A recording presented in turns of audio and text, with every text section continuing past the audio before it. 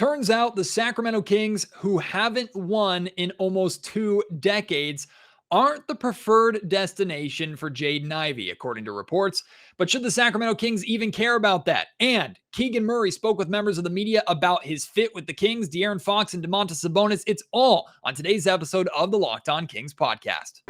You are Locked On Kings, your daily Sacramento Kings podcast, part of the Locked On Podcast Network, your team every day.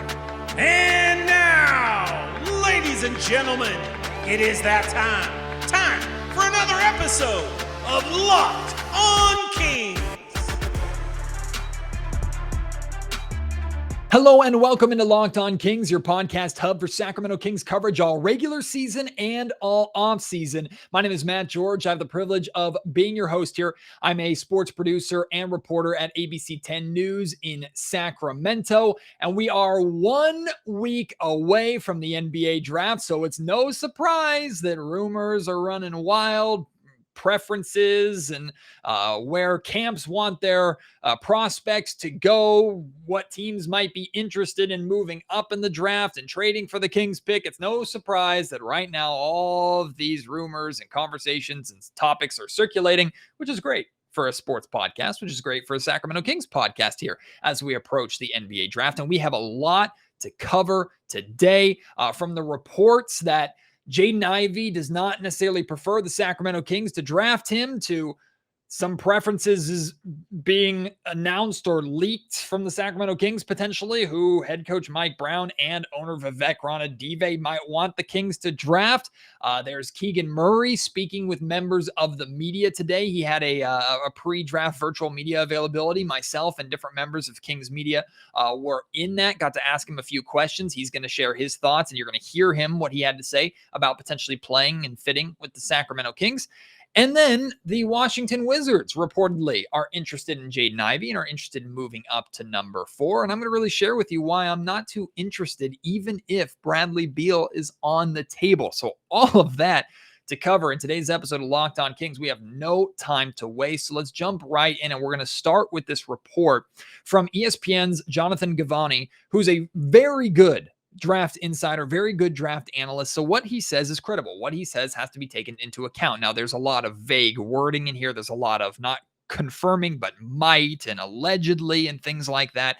So nothing that he says here is set in stone, but in a lot of ways where there's smoke, there's fire. And I do believe much of what he is saying here. He wrote, "The Kings aren't Jaden Ivey's preferred destination, but have proved willing to take players without the benefit of workouts and medical information in the past, doing so as recently as a year ago when selecting Davion Mitchell. Many around the NBA feel that this pick is available for a team looking to swap picks and move up in the draft for Ivey. Detroit, Indiana, and Oklahoma City are among those that could potentially exchange an asset to help the Kings' chances of contending for a playoff spot, with the likes of Jeremy Grant, Miles Turner, and Lou Dort, a few potential options that rival teams point to. In the event that the Kings elect to hold on to this pick and prefer to avoid the drama associated with picking a player against his camp's will, the candidacy of Keegan Murray might be gaining steam, with head coach-to-be Mike Brown. Owner Vivek Ranadive is also said to be a proponent of selecting him." Boy, there is a lot in that paragraph that I just read for you. There's really 3 main things. We're going to focus on 2 of them. The first thing, which is the big meat and potatoes of this, Jaden Ivey and his camp allegedly don't prefer the Sacramento Kings to draft him at number 4. Is anybody surprised by that? Anyone looking around, looking for a show of hands? Is anybody surprised that young Jaden Ivey and his camp don't necessarily like the Sacramento Kings, who have, for lack of a better term, been a dumpster fire for almost 2 decades, who haven't been a playoff team in 16 seasons? Anybody surprised that maybe Jaden Ivey doesn't prefer to go there? Maybe Jaden Ivey doesn't prefer to go to Sacramento compared to, I don't know, other LA market, like an LA market, other NBA markets, Miami, Chicago. You think? Yeah. Doesn't surprise me at all. This report does not surprise me at all. And truth be told, as a big Sacramento homer, someone who loves this city, someone who covers this organization, who grew up a fan of this organization, someone who's been in Sacramento basically my entire life, doesn't surprise me at all and doesn't bother me at all that Jaden Ivey allegedly does not prefer the Kings to draft him. Or what the report says, that the Kings aren't their preferred destination. Now, what the report doesn't say, and this is important to note, the report doesn't say that Jaden Ivey does not want to play for the Kings. The report doesn't say that Jaden Ivey and his camp refuse to play for the Sacramento Kings. Look, the Kings are one of 30 NBA teams. Jaden Ivey is a young man who's about to become a millionaire, who's about to accomplish his dream that he's worked his whole life for of being an NBA player. If the Kings draft him, Jaden Ivey will play for the Sacramento Kings. And truth be told, if the Sacramento Kings want Jaden Ivey, his preference does not matter.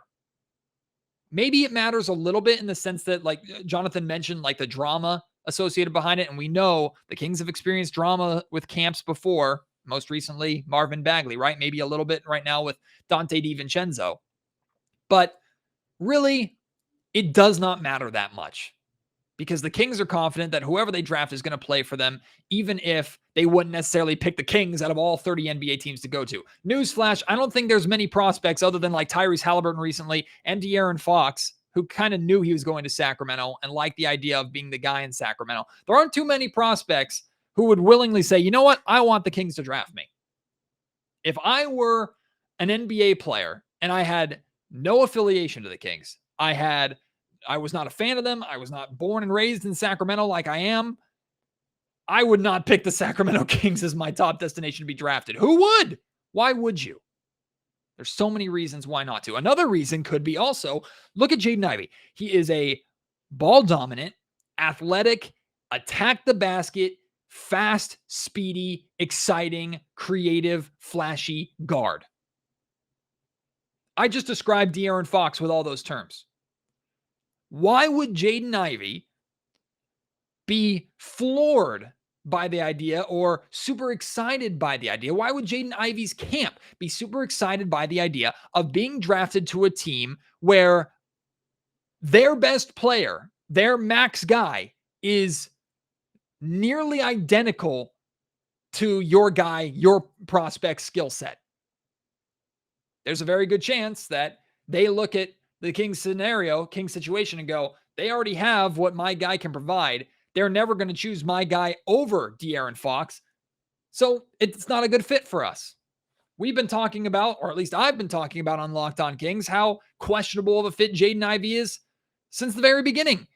Of course, they see that, not necessarily my podcast, but they see what I see. They see the questions that we all have. They know those questions. Hell, they know them better than I do. So it's natural for them to not necessarily prefer the Kings. And again, I don't think it matters to the Kings much. I don't think it bothers the Kings one bit. I have no idea, truth be told. I've had conversations and I've heard to an extent, or at least up till a few days ago, that Jaden Ivey has yet to meet with the Sacramento Kings. I have no idea if that's true to this point, though that could be old information. We're going to find out, or hopefully find out. Jaden Ivey is supposed to speak with the media and have his pre-draft virtual availability on Monday, I believe. And you best believe myself and other Kings media members will be there to ask him about it. And I'm sure he'll be asked about this report about his preference or not.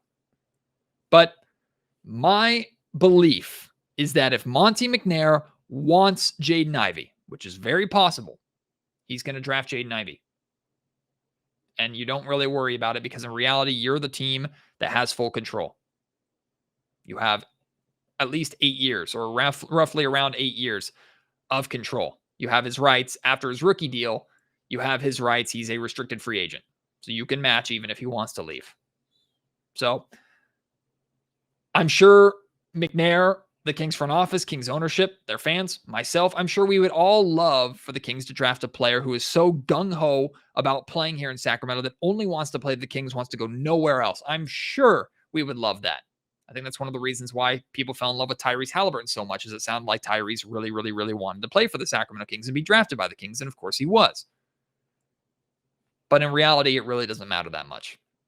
The other part to this report that's worth noting. The Kings apparently might have some preferences. Soon-to-be head coach Mike Brown might prefer or be interested in the Kings drafting Keegan Murray. Let me read the line again. The candidacy of Keegan Murray might be gaining steam with head coach to be Mike Brown. Owner Vivek Ranadive is also said to be a proponent of selecting him. Also, the line saying Keegan Murray might be gaining steam. Okay, that's about as vague as it can get. He might be gaining steam. Jaden Ivey might be gaining steam. Chet Holmgren might be gaining steam.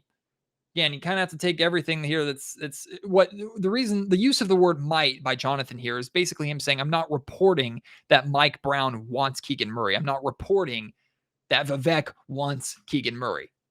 I'm saying they might be leaning that way, or at least I've heard that they're leaning in that direction or that they're interested in that player, which I believe. I believe Jonathan, or I believe his sources. And I mean, as someone who loves the idea of Keegan Murray in Sacramento, I ain't mad at it. And look, have you noticed a pattern? Have you noticed now that we saw it in the coaching candidate search, and now we're seeing it here? Vivek Ranadive's name and his preferences being brought up. And truth be told, at this point, I'm getting annoyed by it. I mean, I was annoyed before, but for different reasons.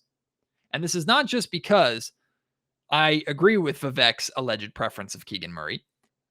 When we found out Vivek's preferences of head coach candidates, when we found out Vivek liked the idea of Mark Jackson, you heard me on Locked On Kings. Maybe you missed that episode. If you did, I'll just share with you. I wasn't happy about it. I wasn't happy seeing Vivek's name brought up. Once again, I'm not happy seeing Vivek's name brought up, but I'm a little more curious as to why it keeps happening. Because in reality, Vivek can have his preference. Of course he's going to have his preference. Every single NBA owner is going to have their preference of who their team drafts. Just like every head coach, every assistant coach, every scout is going to have their assistant GM. They're all going to have their preferences of who to draft. It's ultimately up to Monty McNair to listen to all that advice, talk about it, and select the guy that he wants. And I firmly believe at this point in time that Monty McNair has full autonomy to take the guy that he wants, regardless of his coach or his owner's preferences. What I'm questioning is, why does this continue to be either leaked, or why does this continue to be included in reports?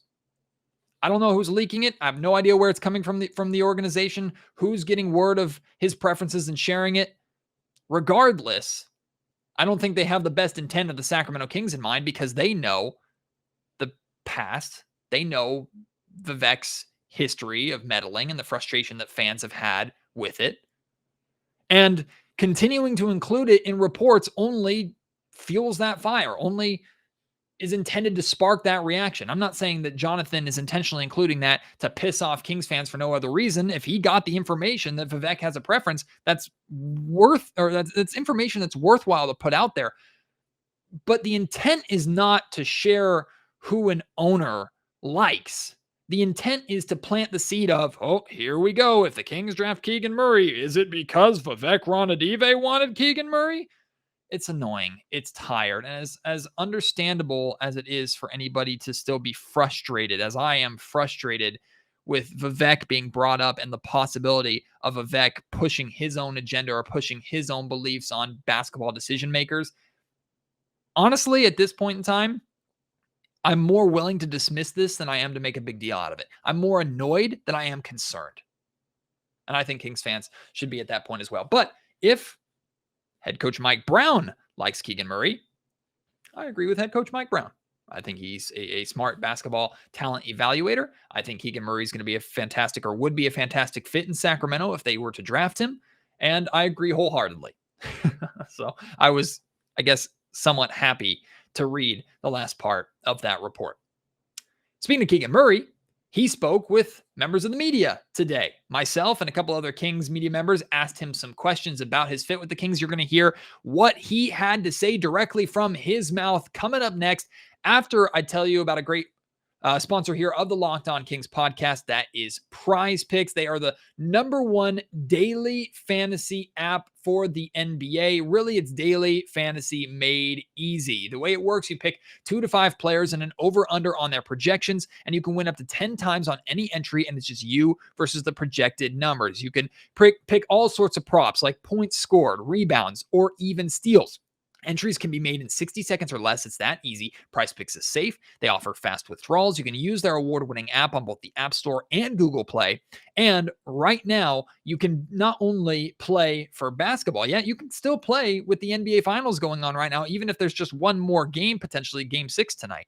You can play with college football, the NFL, MLB, soccer, MMA, and so much more. It happens year round. And for limited time, Locked On Kings listeners, you have an exclusive offer from Prize Picks. If you use promo code NBA, you can get $50 for free if a player in your first Prize Pick entry scores a single point. Again, that's code NBA for $50 free if a player in your first Prize Pick entry scores a single point. Play daily fantasy the fun, easy, and way it was meant to be played with Prize Picks.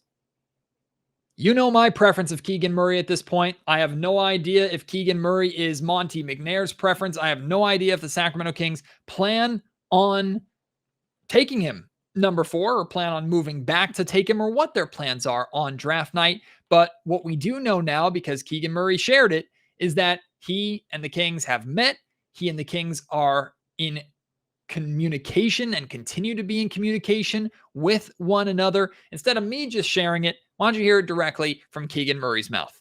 Yeah, I've met with them and been with them. So, they've been good to me, and just I've been in contact with them and visited with them a little bit. So it's been cool.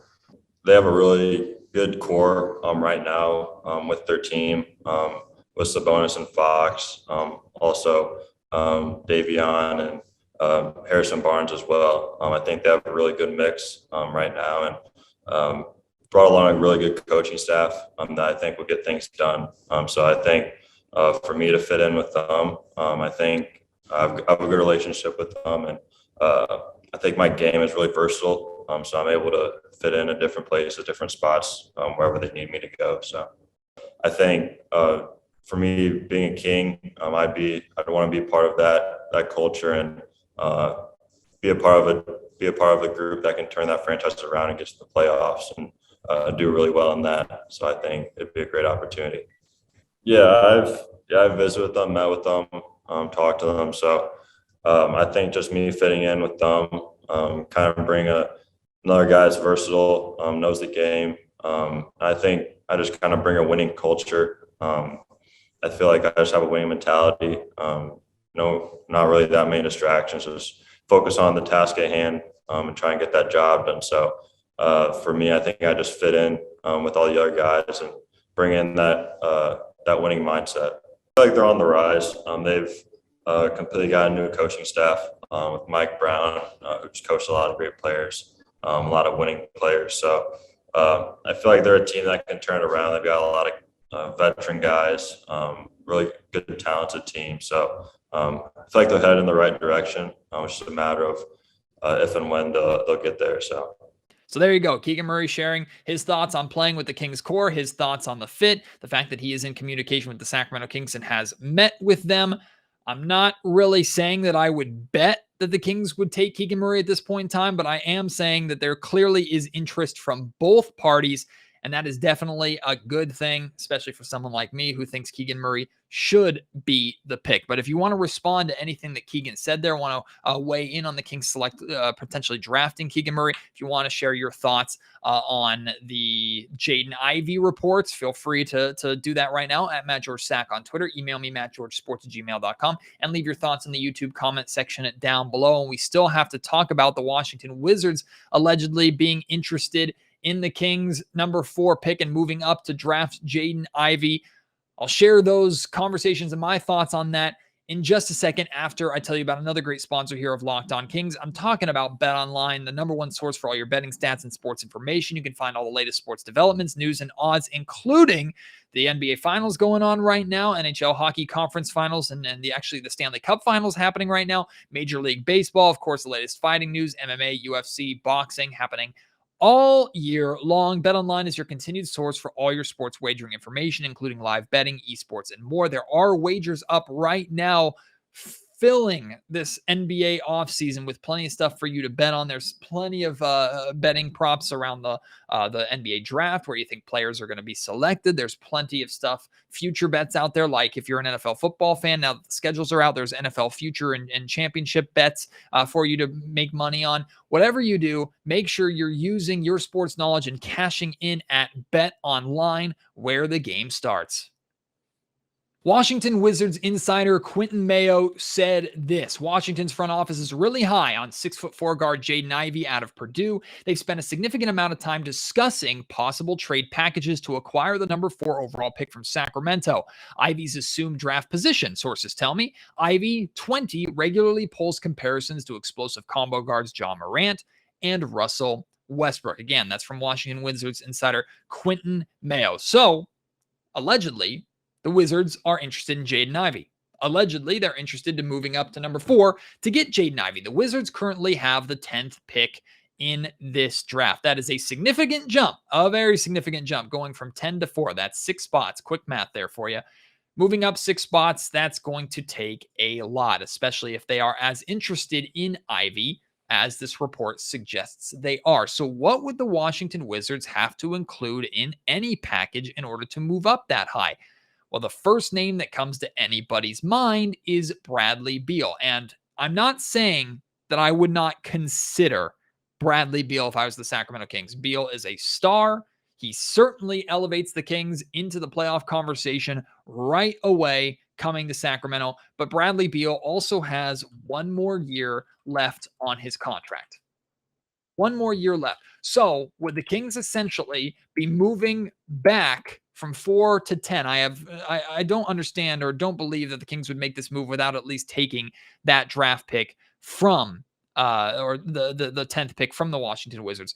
Would the Kings be willing to move back and take on Bradley Beal just for potentially 1 year? And by the way, that 1 year is for $36.4 million, is technically a player option for Bradley Beal. Could be just a 1-year rental. Could be a one and done.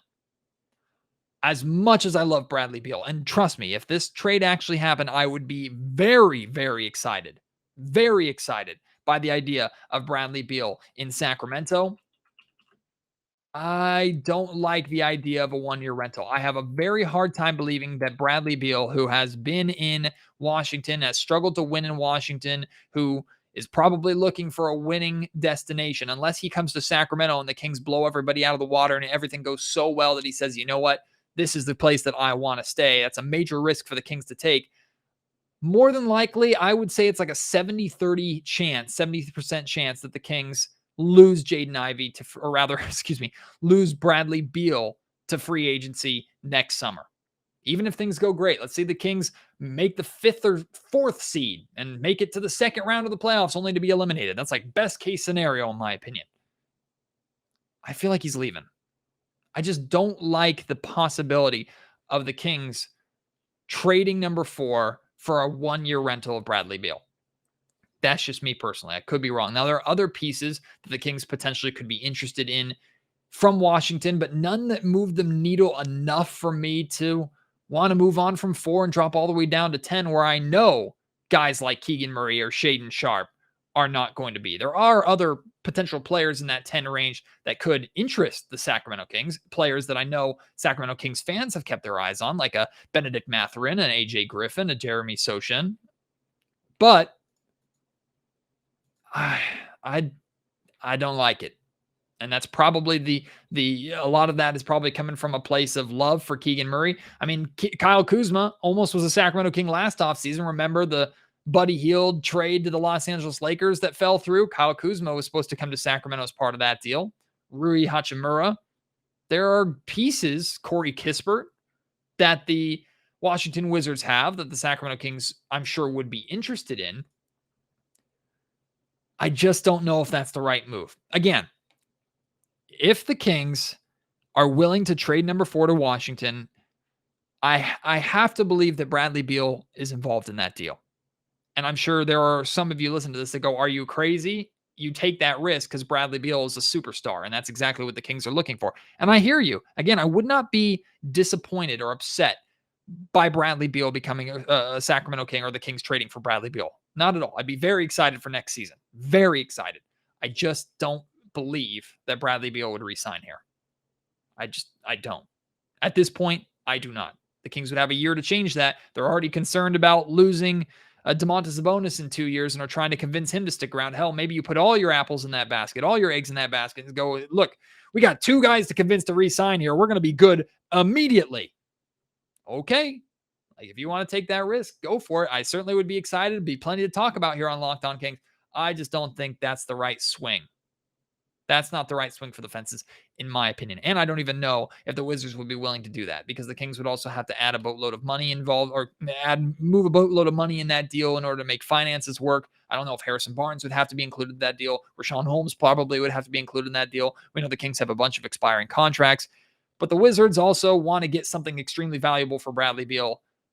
And I imagine they would want to get more than just the 4th pick. So I have no idea how that deal would work out. I think it's too complicated. I think there's too much risk to it. At this point in time, I say no. But what do you say? At Matt George Sack on Twitter. Email me, mattgeorgesports@gmail.com. Leave your thoughts in the YouTube comment section down below. So much for you to respond to, so much that we covered and talked about in today's episode of Locked On Kings. Let's keep these conversations going, and I'm sure there are going to be plenty more over the next week until the NBA draft next Thursday. Very excited about the 23rd. Cannot wait for draft night to come to see what the Sacramento Kings do. I will have more episodes of Locked On Kings coming this week, this weekend and next week, with more information and audio from these other draft media availabilities, pre-draft media availabilities from these different prospects.